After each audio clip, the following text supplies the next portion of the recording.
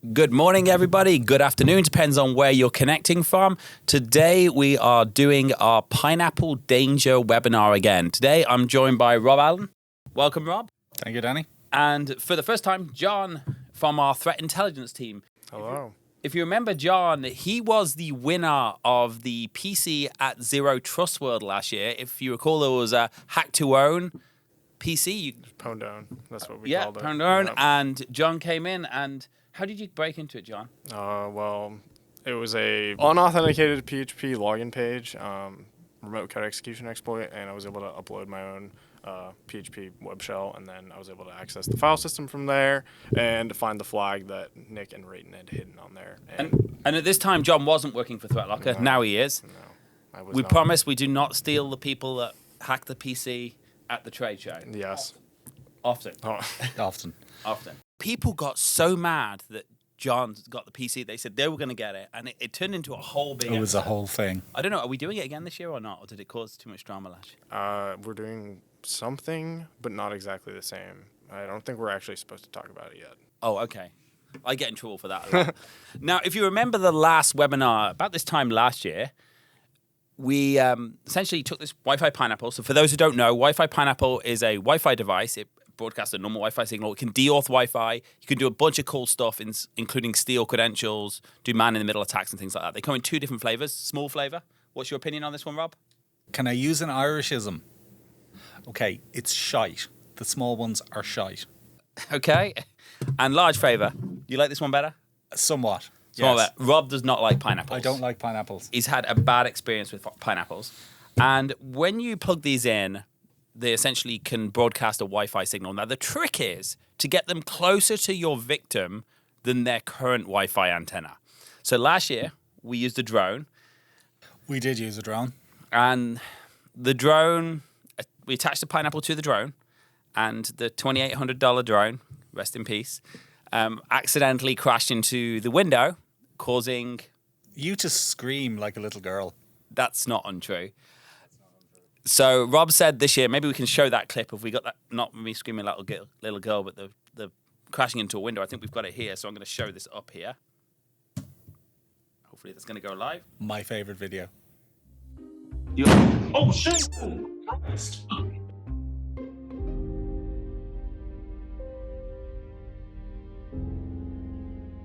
Okay. That so is tremendous.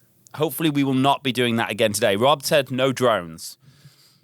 I should have said no pineapples, but look, we are where we are. He also tried to report me to HR for causing health and safety risks over a drone. He doesn't realize HR reports to me. So anyway, no drones this time. However, I think I've got another idea on how we can get the pineapple closer to the victim than a drone. I'm concerned. I have concern. I just want to put it on the record. I have concerns. Now, we could do it the easy way, which is just put it on John's desk there. But that is true. Right. If you can bear with me just a few minutes, Rob, maybe a little bit longer, we'll see what we can do. Rob said I'm not allowed to use a drone for this, so I've got a few other ideas on how I can get this pineapple onto the roof, and hopefully one of them works out okay.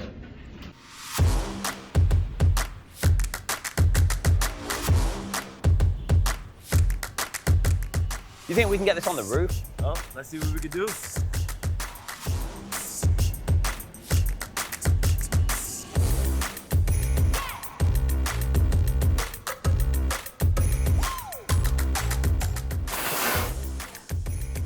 Crap, it missed. Let's load it up again and try again.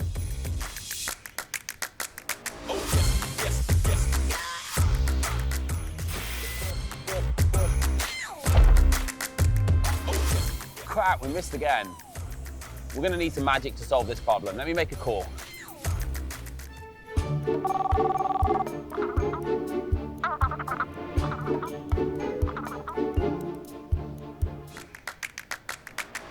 Oh man, thank God you're here. We really need to get this on the roof.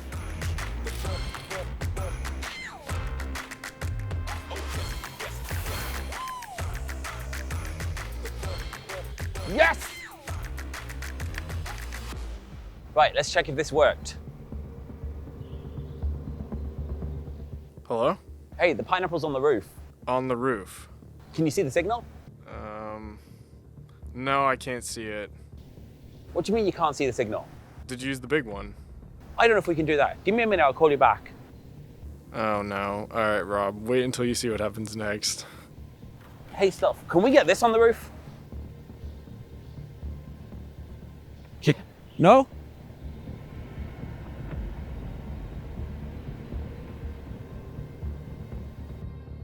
Hello? Stuff? Yeah, I have a pineapple right here. You want me to do what? A pineapple delivery in a what? Anything for you, Stuff?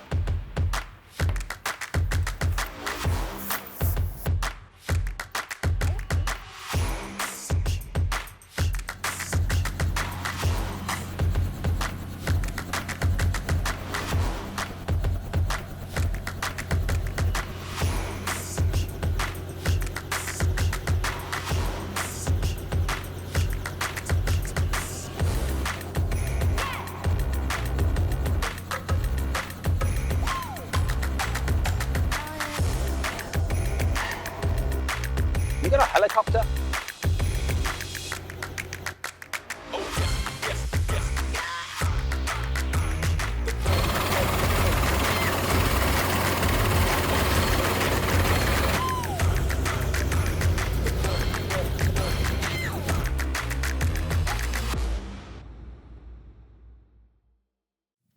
What did you do? Do you have a signal?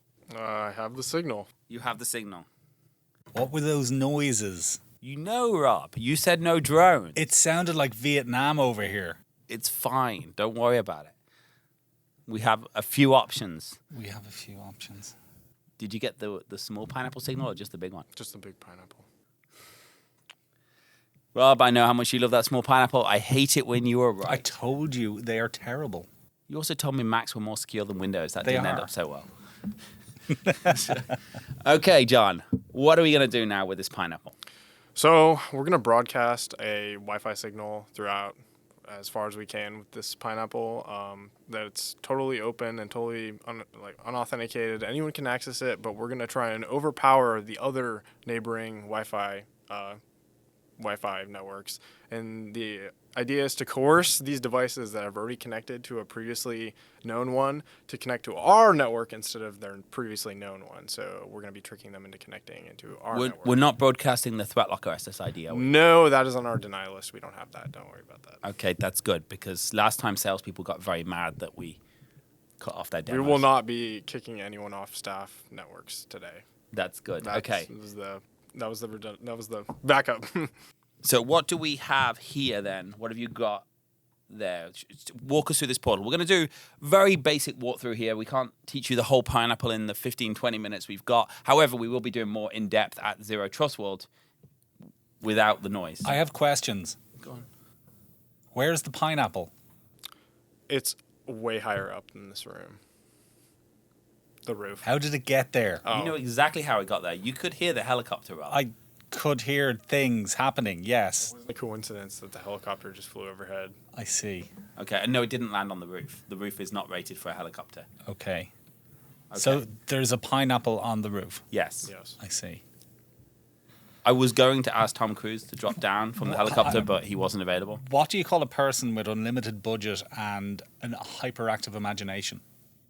Go on. Danny. No. I want to be clear. So the cost of the drone was $2,800. By the way, the helicopter was Plan B. I'm not going to tell you Plan A. You can see that Okay. after the fact. Helicopter was Plan B. The helicopter was $1,200. So it was cheaper to hire a helicopter than crash a drone into the window by mistake.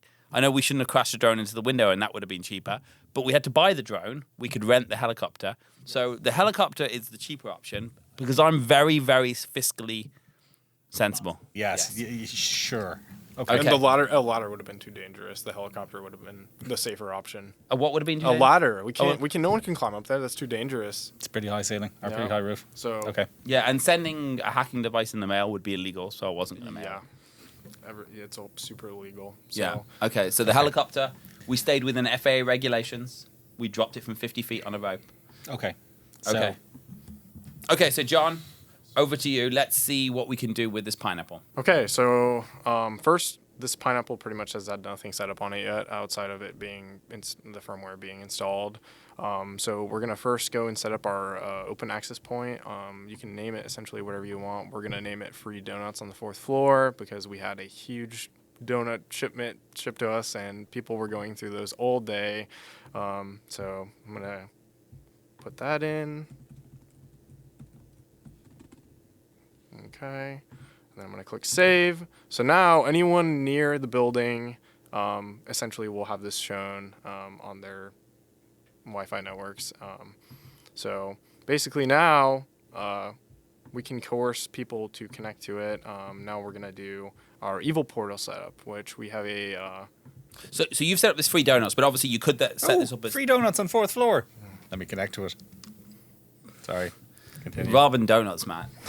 So you could set this as ThreatLocker staff, or you could set it ThreatLocker as any SSID or H honors or any kind of hotel portal as well. Yes, we could set it to anything for this demonstration. We don't want to disturb anyone actually working, so we're doing something that is not exactly a. I have a good reason that planes shouldn't charge for Wi-Fi. The ideal place to get money on one of these is on a plane. Because you can set up one of these on a plane, it pretty much will outpower the Wi-Fi on the plane. It shouldn't interfere with the aircraft flying, hopefully. And the evil portal... Not technical advice. Not actual advice. Please don't try this on Please on a don't plane. try this at home. Or on a plane. Or from a helicopter. But when you broadcast this evil portal, what are you going to show now? So basically, any victim that manages to connect to it, the captive portal is typically something that you would get at like the airport or a coffee shop or something where they try and get you to register before you're actually able to access Wi-Fi. This is typically used by companies that want to harvest your username and other data as just like a little get-go. But in this case, we will be using it to redirect anyone that connects to our Wi-Fi to our live phishing page that phishes Microsoft credentials. So in this case, we're going to steal Microsoft credentials. But if you're on a plane, you can steal credit card numbers to say pay for your Wi-Fi. Anything that is basically a submission on a form, you could technically intercept and steal that data. So please, all airlines remember this: do not charge for Wi-Fi. So here we're gonna go create the portal. I'm gonna import our custom page for that. Because there's templates that can be used. There's a Google one, there's a Facebook one. These are a little bit dated, so we decided to go with something that essentially just redirects us to our actual phishing page. So let me make sure that gets started up. So when victims now connect, they will be sent to our actual phishing page. And if I go over here to our victim laptop and connect, we will eventually get our redirection. It takes a couple seconds, but it will redirect us.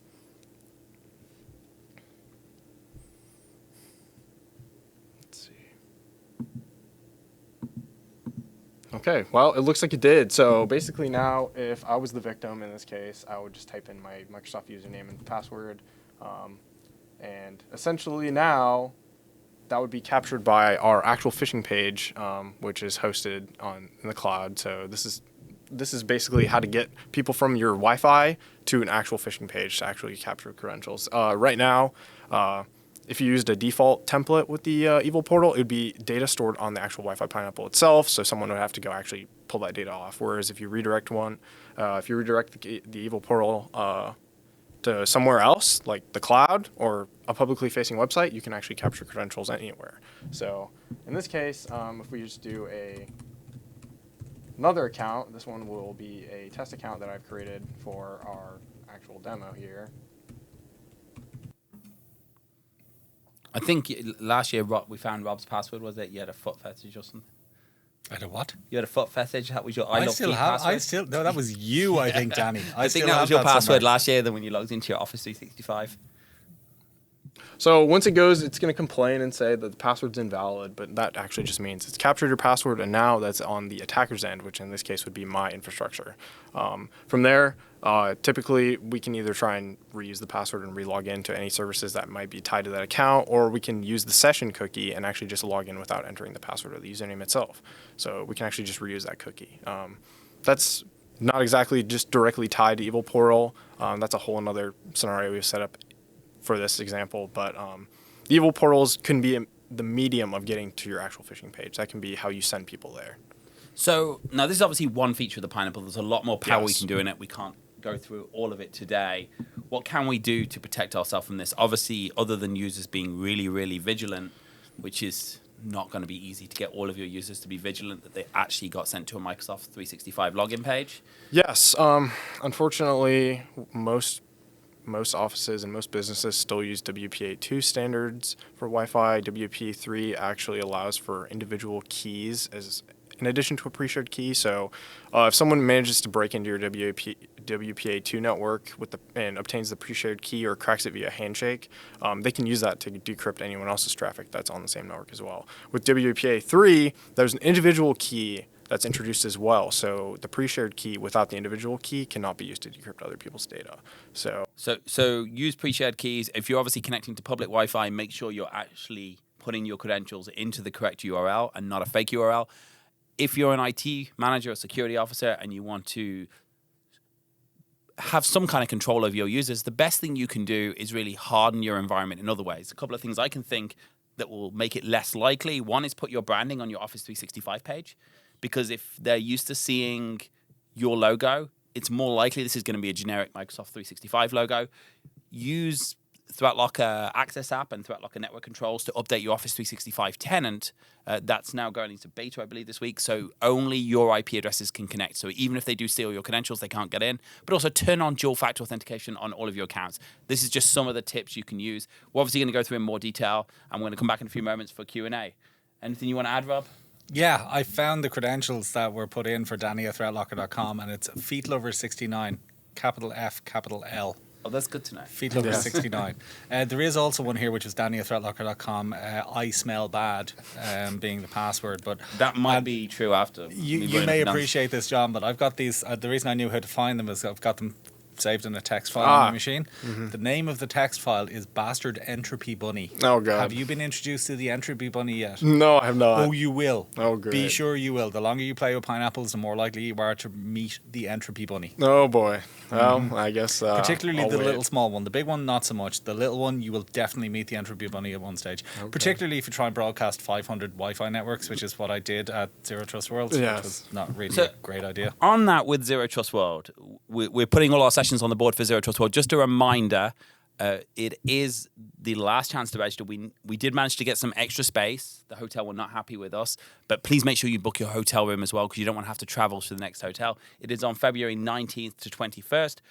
I don't know. We've got 3 days of sessions packed full. Our Rubber Ducky Lab is 450 seats now. We've got multiple Ducky sessions. We've got Pineapple instructions. We've got hardening Office 365. We've got lots of really good content to help secure your environment. One of the things we were thinking of doing, again, we of course are doing the Pineapple. Put here in the chat or Q&A or whatever if you think Rob should be the one that runs that session. No, it's John. John knows way more than me. So if you think it's Rob, just put it in the Q&A and we will make sure Rob is running the session at Zero Trust World. Yes, we can do a vote. I wouldn't mind. I got one of the cleverest people you will ever meet last year to help me with that pineapple session. And you still messed it up. I didn't mess it up. It messed itself up. It does that for some Thank you. reason. Thank you.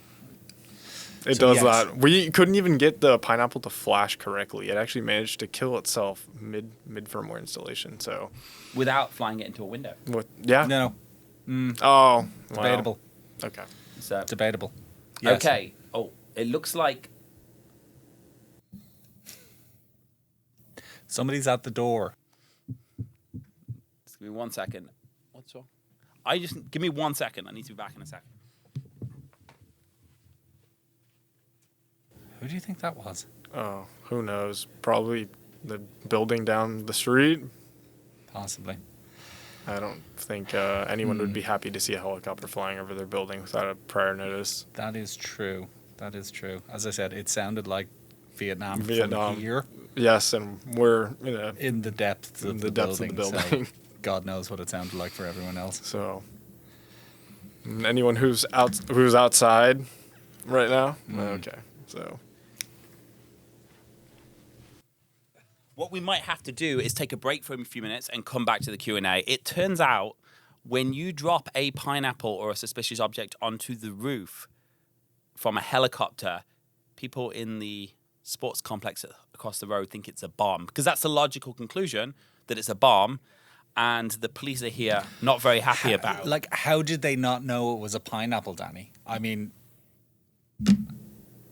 we should have had a giant sticker or something on there. Yeah, the obvious thing would be a bomb, because that's where you put a bomb, on the roof, not on the ground Correct. floor. And it's really subtle to drop it out of a helicopter. Yes. So let's take a break and go and sort out that situation. And we will be back in a few moments for question and answers if I haven't been arrested. Okay, so that was fun. It was.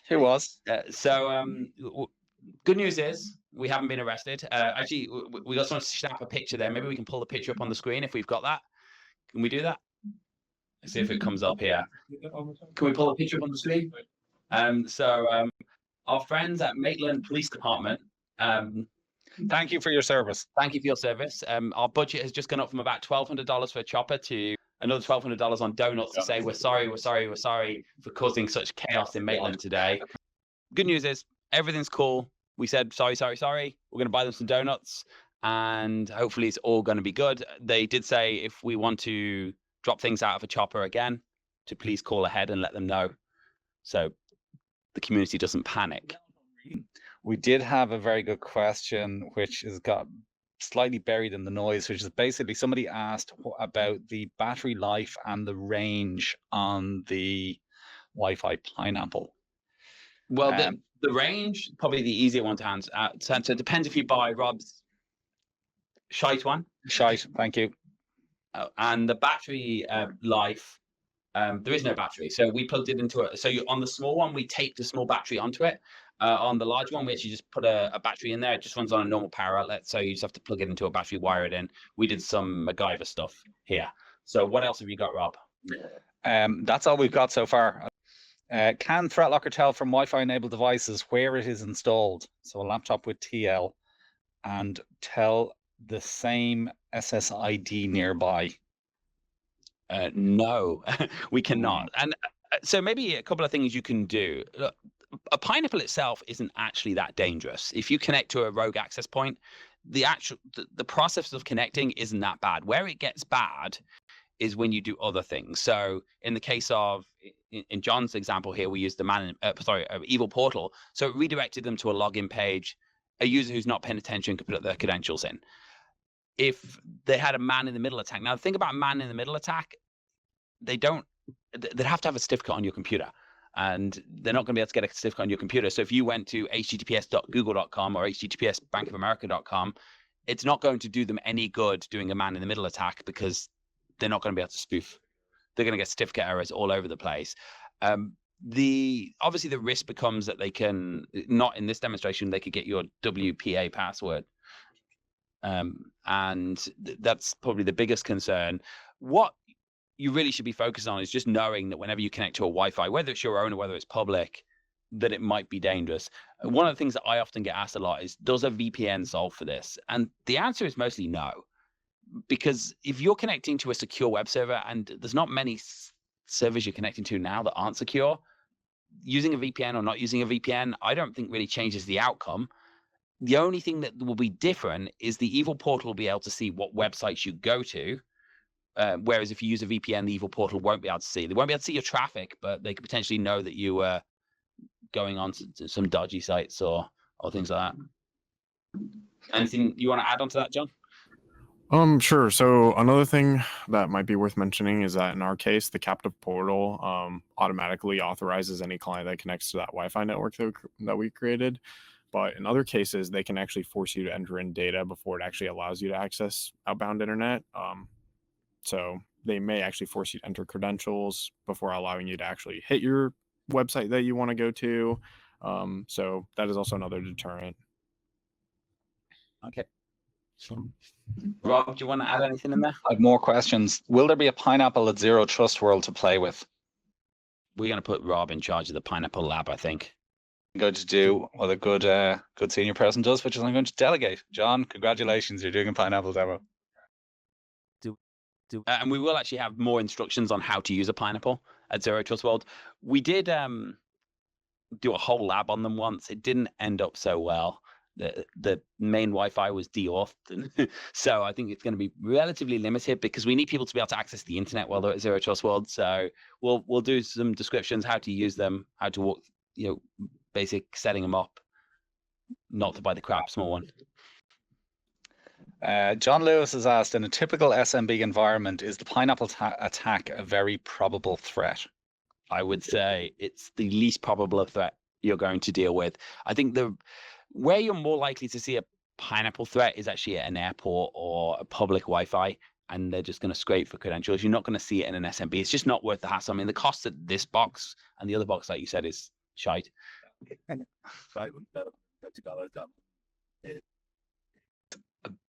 $850 for the cheapest version of that.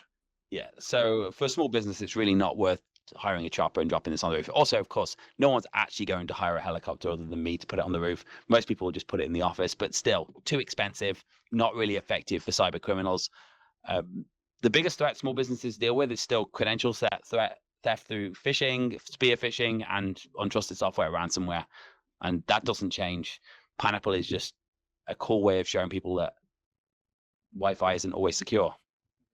Well, at Zero Trust World last year, we had some good audio of Rob, and what was so funny about it is he didn't even notice it.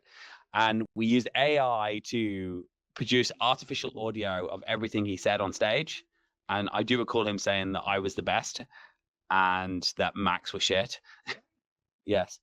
So definitely. And now the problem was Rob didn't even hear his own voice because the speakers were in front of him. So he was like, what's that background noise? It was me talking. Let me see. What offensive options are there if you suspect a Pineapple is broadcasting? That's probably a John question. It sort of depends. If you're using Wi-Fi networks for your business environment, you should most likely have the know of which ones employees are allowed to connect to, and you can set up group policy and other related MDM configuration to restrict access to Wi-Fi networks that are outside of the scope of your policy. So even if the SSID or the network name were similar or potentially the same, there would still be additional restrictions in place if that's a concern, which is most likely not a very probable thing to happen. Obviously, WPA3 really important in that. If you use Radius, the Pineapple, oh God, it's moved. Oh no! If you use Radius, the Pineapple doesn't work, correct? John question. Radius will require additional authentication with typically a third-party user account. You can also, I think, federated to Microsoft, so you can use a Microsoft login to require access to your Wi-Fi networks. You could do that. That would also be another deterrent to prevent Pineapple broadcasting or any kind of rogue Wi-Fi network in your environment. So I think when you mention Radius, so the Pineapple will still work. It just won't be able to steal your credentials for your Wi-Fi. So you could still broadcast something. Someone could still connect to it. They could still get an evil portal or browse the internet as a bad SSID or something along those lines. How can we? Ryan has asked, how can we protect users against pineapples at the airport? I just like that question. Pineapples at the airport. I think you're in a public place. So what we do here at ThreatLocker is we recommend that you use your own access points at all times on your hotspot. It's not guaranteed. I think the best thing you can do is make sure you've got other layers of protection. So assume that someone might be redirected to a captive portal and enter their office credentials. Of course, train them to make sure that they know that the URL is what it says it is. But assume they're going to do that and put things like dual factor authentication in place. If you're hosting web applications, make sure you put HSTS on those web applications. So if someone does put an HTTP version of the website in, although Google Chrome defaults to HTTPS now, it's going to say, hey, you can't access this site on HTTP because you've been here before and we know that this site requires HTTPS. I think there's things you can do to reduce the impact. Somebody connecting, it's very hard to stop that without stopping them connect to public Wi-Fi, which is unfortunately not realistic. It's really about what further damage you can stop later on. Joshua made a suggestion, which was to make pineapple coladas, which I think is actually really good suggestion. Raphael has asked, so WPA2 Enterprise, aka Radius. In most cases, it would be more than sufficient. That's a step above just WPA2 Personal, which is just a pre-shared key. Enterprise requires additional authentication before allowing users on your network. Chris has asked, in an SMB environment, what are the other benefits of WPA3? So WPA3 has simultaneous authentication of equals and individual keys introduced along with the pre-shared key. So basically, users that for some reason are able to break in your network, if someone's able to break in your network for some reason, they won't be able to just immediately start capturing handshakes and decrypting other users' traffic. That's another bonus. It kind of isolates everyone from each other on the network. So to prevent that kind of traffic decryption, there's also forward secrecy. So things that were encrypted in the past cannot be reversed back to plain text, whatnot. It's really a step ahead of WPA2. It's really worth exploring that option to see if you can migrate all your enterprise business networks to WPA3. So I got to ask a question. Obviously, I'll deal with one thing. On an internet network, most of the traffic you're going to transmit is encrypted anyway. On a LAN, not so much. SMB shares may not be encrypted. Active Directory traffic may not be encrypted. So it becomes much more important if someone can sniff the traffic and take it from the Wi-Fi. But I have a question. Do you have WPA3 set up at home, John? See, look at this. And all of your appliances work on it?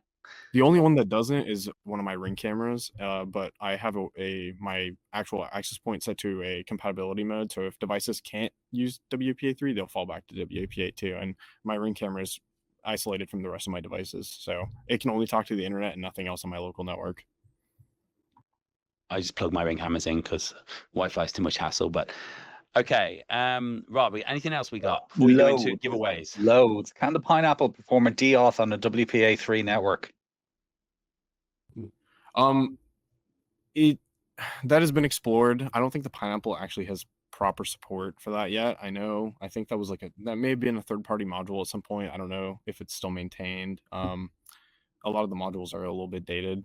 You may have to go digging on GitHub to find the third-party project for that and resurrect it, and most likely will not work out of the box. So a couple of very straightforward ones. Will you guys be making an appearance at DEF CON? I presume that's a yes. No, we won't be because but the ThreatLocker won't be, but John might be. Yeah, I will most likely be there. If you guys would like to come say hi. Yeah, John will be there, and we'll definitely be at Black Hat before that, big style, and I believe we have a party in the Irish bar. So if at the Mandalay Bay the day before Black Hat, or one of the days of Black Hat, so we definitely will be there at Black Hat. Some of our team will be there for DEF CON. I do want to add, so Steve has been answering a lot. He's basically been doing our jobs for us by answering all the questions in the chat. So thank you, Steve. Steve answered somebody to say, I know Unify can log potential Pineapple attacks. If it sees management frames being sent around, it'll log a potential attack. So your wireless solution may have an option to potentially detect them in the vicinity of your network. Useful information. Thank you, Steve. Is this Steve your secret weapon from last year? This is Steve, my secret weapon from last year. Welcome, Steve. Hey, Steve. See, Rob hasn't changed his ways. He's still outsourcing the Pineapple tasks. Yes. Anything else, Rob, before we go and give away some ZT World passes? Actually, before we do that, well, Rob's going to look for one last question. I'm going to ask you to flood the chat. We do not have another scheduled webinar before Zero Trust World, and we want to do something cool. So any suggestions, throw them in the chat. Can we chat or throw them in the, I guess you can put them in the chat, throw them in the chat or the Q&A, or what you want to see a webinar on. And what we're going to do is we're going to put our threat intelligence team on it, and we're going to go and try and break some stuff. So throw some ideas, and maybe if we get some cool ones, we'll schedule another webinar before Zero Trust World. You got one last question now we flooded the chat. Joshua's asked, would you recommend a pen test using a Pineapple in an enterprise environment? I think there's probably more better things you could spend your money on. I wouldn't not recommend it. More security is always better. The question is it your biggest priority? And what are you going to do with the results of that? Okay. I think it may be something that is worth exploring once you've exhausted all your other options. I think that is a definite not a priority. I have a definite question we're going to have to ask. So Luke has asked, is that Danny's blue steel pose in his thumbnail? Apparently your thumbnail is visible and you're looking very serious. I told him not to use that picture anymore. I got a very disturbing text message from someone in Northern Ireland about it, and I said, never use this message again. Mm-hmm. Final thing, Steve has sort of confirmed what you said. As a wireless hacking enthusiast, I agree with Danny. Better things to spend money on and a wireless pen test. Do we get any really cool suggestions for a webinar? We got one, MS365 token theft. Sorry, token theft. I just sounded really Irish when I said theft. Sorry, MS365 token theft. Man in the middle to valid portal. Okay. We can do that. We're doing that at Zero Trust World too. Mm-hmm. We have to come up with 2 questions. For those who are first on the webinar, every webinar we give away 2 tickets to Zero Trust World. The first ticket, it's worth $500, technically $300 because there's a coupon code, which I guess will be put in the chat. Will it, Spencer, hopefully, to get $200 off it. But a free ticket for Zero Trust World in Orlando, Florida. Basically, what we do is we ask a question. The first person to put the correct answer in the chat, or we do chat or we do Q&A? Q&A. First person to put the correct answer in the Q&A will get the free ticket to Zero Trust World. The second question will be a little bit harder, and that will essentially give you a free hosted pass to Zero Trust World. What that means, you get flights, hotels, food. We'll pick you up from the airport, or at least give you Uber credits. Great 3 days. You don't have to pay for anything. And again, same scenario. We're going to ask a question. First person to put the correct answer gets a free ticket. If you didn't get a pass, we do have some passes left. You can book it at ztw.com or ztw25.com. I had an issue this weekend too. And we look forward to seeing you at Zero Trust World. And hopefully we get another webinar squeezed in. Thank you, Rob. Thank you, John. Thank you, all the team, for getting this new system up and running. And everyone, stay safe out there. Thank you.